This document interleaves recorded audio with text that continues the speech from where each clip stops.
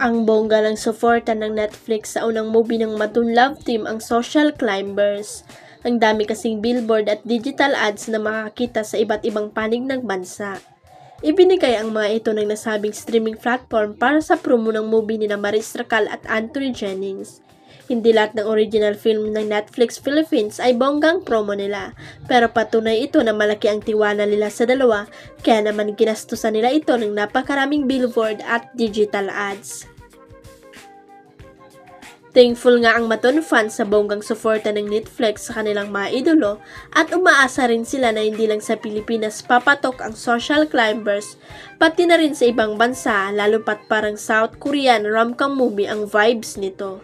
Maliban sa billboard at digital ads ay may mga content promo pang ginawa ang streaming platform. Una na nga dyan ang Lollipop Sabon, game kung saan tawang-tawa rin si Maris nang madila ng kanyang collab team ang sabon. Pinusuan ng mga netizen ang nasabing game na talaga namang nagpakilib sa kanila. May cute na pasabog ang anak ni Pokwag na si Malia kung saan maging si Marian Rivera ay hindi naiwasang mapanga. Sa Instagram, nag-post ng reel si Pokwang kung saan makikitang naglilipsing si Malia sa kantang Ama Kabugera ni Maymay Intrata. Apaka-cute ng bagets dahil walis tambo ang ginamit ng mikropono habang sing and dance sa ibabaw ng kama at with feelings talaga ang performance ni Malia.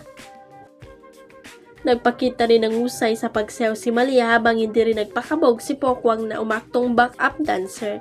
Sabi ni Marian, "Woo, love it." Sagot naman ni Pokwang ay nainip silang mag-ina kaya nangabog sila. "Nabagot kami na, kaya ayan, napakabugera kami."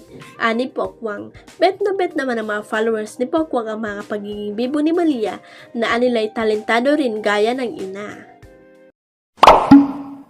Huwag kalimutang i-click ang subscribe button at i-ring ang notification bell para sa latest at legit chika updates.